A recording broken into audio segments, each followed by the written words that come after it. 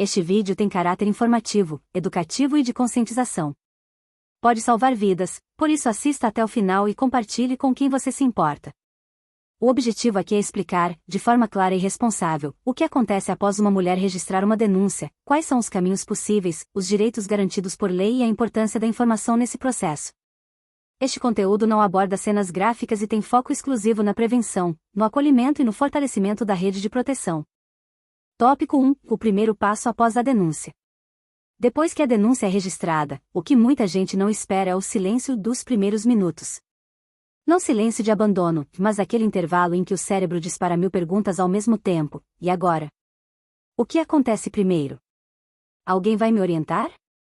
Esse momento é decisivo, porque é justamente aqui que a informação certa diminui o medo e evita decisões no impulso. O primeiro passo, na prática, é a formalização do registro e a organização inicial do caso. Quem é a pessoa denunciante, qual o contexto, quais informações precisam ser documentadas e quais encaminhamentos devem ser feitos. Parece burocrático, mas é exatamente essa etapa que dá a resistência oficial ao relato e abre as portas para as medidas e acompanhamentos previstos na legislação. Uma coisa que quase ninguém conta com clareza é que, após a denúncia, o processo deixa de ser só emocional e vira também procedimental. Ou seja, existem caminhos possíveis, etapas, orientações e instituições envolvidas. E quando a mulher entende isso, ela deixa de sentir que está no escuro e começa a enxergar um mapa, e mapa, nessa hora, vale ouro. Aqui entra um ponto estratégico: nem toda denúncia segue o mesmo fluxo, porque cada situação tem suas particularidades. Mas, em geral, ocorre uma escuta inicial, o registro das informações relevantes e, quando necessário, o encaminhamento para serviços da rede de proteção. O objetivo é que a mulher não fique sozinha e tenha acesso a orientações sobre como seguir com mais segurança e clareza. E tem um detalhe importante que muda tudo: esse momento inicial é também quando se avalia a necessidade de medidas protetivas e outras providências legais. Não é sobre criar confusão, é sobre reduzir risco e prevenir agravamentos. Muita gente acha que pedir proteção é exagero, até entender que a lei existe justamente para agir antes, e não depois. Agora, olha como isso conecta com a vida real. É comum que, logo após denunciar, a mulher sinta vontade de voltar atrás, não porque a denúncia estava errada, mas porque o medo e a pressão batem forte. Por isso, esse primeiro passo precisa vir acompanhado de orientação e acolhimento e, quando possível, apoio profissional, para que ela consiga sustentar decisões com mais firmeza, sem se sentir culpada por buscar proteção. Se alguém próximo quer ajudar, aqui vai um caminho prático e responsável. Em vez de dar palpite ou pressionar, a melhor ajuda costuma ser organizar apoio. Perguntar: você quer que eu te acompanhe? Você quer anotar comigo os próximos passos? Quer que eu fique disponível caso você precise? É simples, mas funciona, porque devolve sensação de controle e reduz o peso emocional desse começo. E aqui fica o gancho que quase todo mundo ignora: registrar a denúncia é só a porta de entrada, o que vem depois mexe com a cabeça, com a rotina e com as relações. E é exatamente por isso que a próxima parte é tão importante: o impacto emocional do pós-denúncia, o que muita gente sente e não tem coragem de dizer em voz alta. Tópico 2. O impacto emocional no pós-denúncia. Depois da denúncia, muita coisa muda por fora, mas o que realmente pesa começa por dentro. O impacto emocional do pós-denúncia costuma ser intenso justamente porque ele mistura alívio e medo na mesma medida. Alívio por ter dado um passo difícil, medo por não saber como as coisas vão se desenrolar. E essa ambivalência é mais comum do que se imagina, ainda que quase ninguém fale sobre ela. Um dos sentimentos mais recorrentes nesse período é a dúvida. Dúvida sobre a própria decisão, sobre o futuro, sobre como as pessoas ao redor vão reagir. É aqui que a mente começa a revisitar cenas, falas e situações passadas, tentando encontrar justificativas ou culpas que não deveriam existir. A lei trata do processo, mas o emocional precisa de outro tipo de cuidado.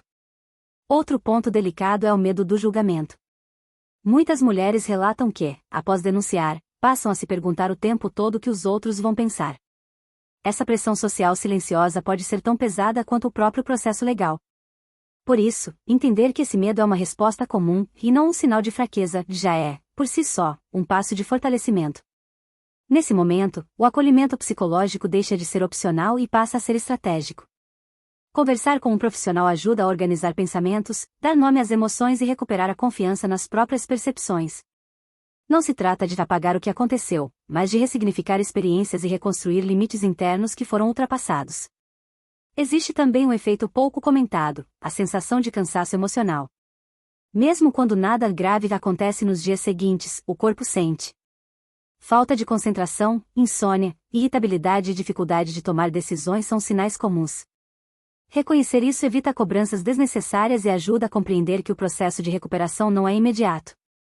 Para quem está ao redor, aqui vai um alerta prático: tentar animar ou minimizar o que a mulher está sentindo costuma ter o efeito contrário. Frases como "vai passar" ou "agora está tudo resolvido" podem aumentar a sensação de incompreensão.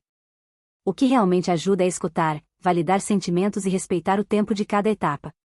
Quando a mulher começa a entender o que está acontecendo emocionalmente, algo importante acontece: ela passa a perceber que não está desmoronando, mas reagindo a uma situação de estresse real.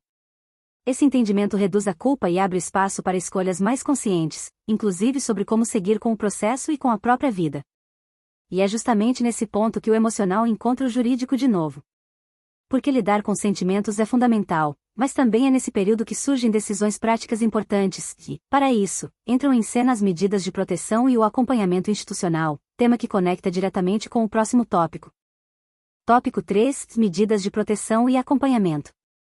Depois que a denúncia é registrada e o impacto emocional começa a ser assimilado, surge uma pergunta prática e urgente: como garantir segurança a partir de agora? É nesse momento que entram as medidas de proteção. Elas não existem para punir por impulso, mas para criar um espaço mínimo de segurança enquanto a situação é avaliada com mais profundidade. Muita gente imagina que medidas protetivas são automáticas ou iguais para todos, mas não é bem assim. A legislação brasileira prevê diferentes possibilidades, que são analisadas conforme o contexto, o histórico e o nível de risco de cada caso. Essa análise individual é justamente o que torna essas medidas mais eficazes e responsáveis. O ponto central aqui é entender que proteção não significa isolamento. Pelo contrário, medidas de proteção existem para reduzir exposição ao risco e permitir que a mulher continue sua vida com mais tranquilidade possível. Quanto mais cedo elas são avaliadas, maior a chance de prevenir situações que poderiam se agravar com o tempo. Paralelamente às medidas legais, entra em cena algo igualmente importante: o acompanhamento pela rede de proteção. Assistência social, serviços de saúde e apoio psicológico formam um conjunto que sustenta a mulher durante o processo. Quando essa rede funciona de forma integrada, o peso do percurso deixa de recair sobre uma única pessoa. Um erro comum é achar que pedir ou aceitar acompanhamento é sinal de fragilidade. Na prática, é o oposto. Aceitar apoio demonstra consciência do próprio momento e responsabilidade com a própria segurança. Esse suporte ajuda a organizar decisões, lidar com pressões externas e manter o foco na prevenção. Para quem acompanha de perto, aqui vai uma orientação simples e eficaz: respeitar os limites definidos nesse período é uma forma concreta de ajuda. Evitar exposições desnecessárias, não pressionar por decisões rápidas e seguir orientações institucionais são atitudes que fortalecem o processo em vez de atrapalhá-lo. Quando medidas de proteção e acompanhamento caminham juntos, algo importante acontece: a mulher passa a recuperar a sensação de controle sobre a própria vida. Esse sentimento de segurança não surge do nada, mas da soma entre informação, apoio e ações práticas. E é ele que sustenta os próximos passos com mais firmeza. Ainda assim, mesmo com proteção e acompanhamento, o dia a dia apresenta desafios reais. Rotina, trabalho, família e relações sociais continuam existindo, e nem sempre se adaptam facilmente ao processo. É justamente sobre esses desafios práticos do pós-denúncia que o próximo tópico vai tratar. Tópico 4: Desafios práticos no dia a dia. Mesmo com apoio institucional e medidas de proteção, a vida não pausa.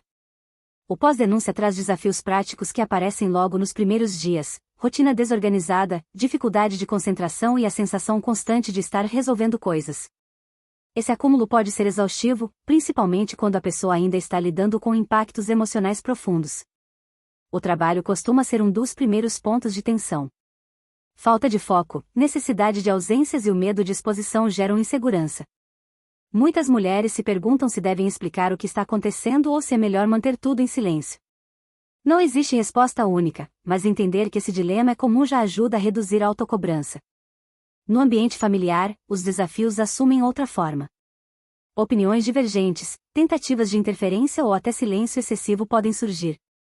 Algumas pessoas querem ajudar, mas não sabem como, outras acabam reforçando pressões involuntárias. Reconhecer esses movimentos ajuda a estabelecer limites e preservar energia emocional. As relações sociais também mudam. Convites, encontros e interações que antes pareciam simples podem passar a gerar desconforto. Em muitos casos, a mulher precisa reduzir o ritmo social por um tempo, e isso não é isolamento, é cuidado. Respeitar esse tempo é essencial para a reorganização interna.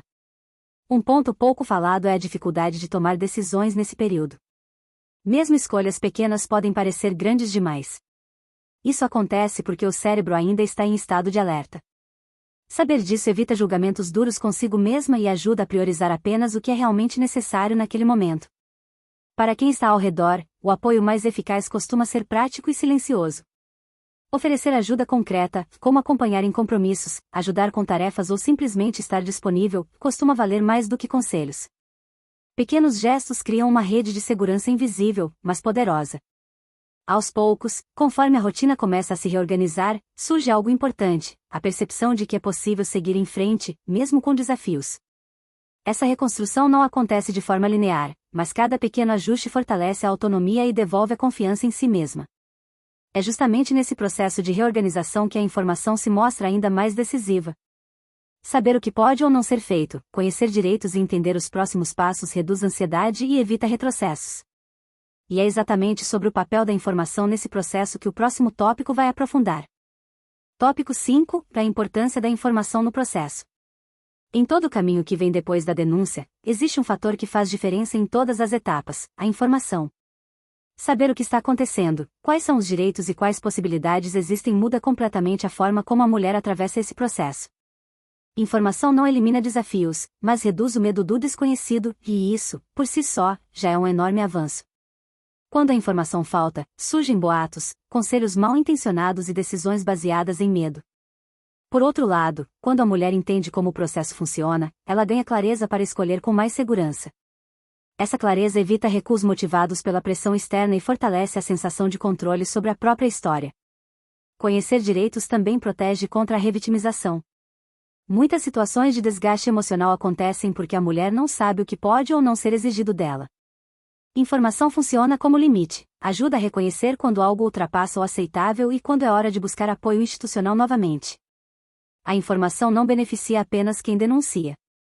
Familiares, amigos e profissionais que compreendem o processo conseguem oferecer um apoio mais responsável.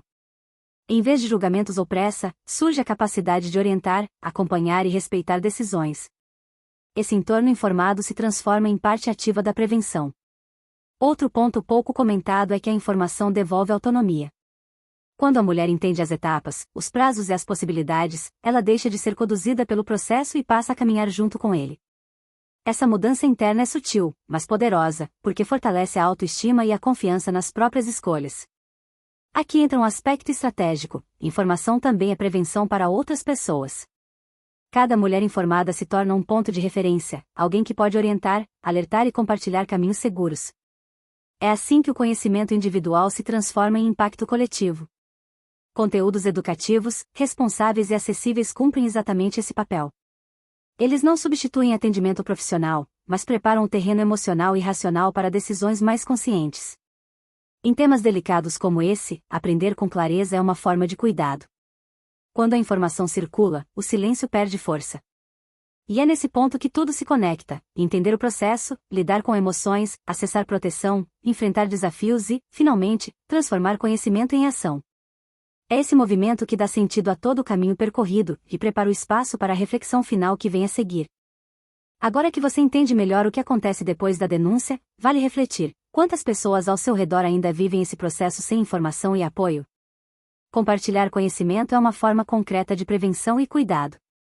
Se este vídeo te ajudou a compreender melhor esse tema, compartilhe com responsabilidade. Informação salva, protege e transforma realidades. Deixe nos comentários o que mais te chamou a atenção ou quais dúvidas ainda ficaram, e esse espaço é de diálogo e aprendizado. E para continuar acompanhando conteúdos educativos, responsáveis e baseados na legislação brasileira, inscreva-se no canal e ative as notificações. Aqui, informação é ferramenta de proteção.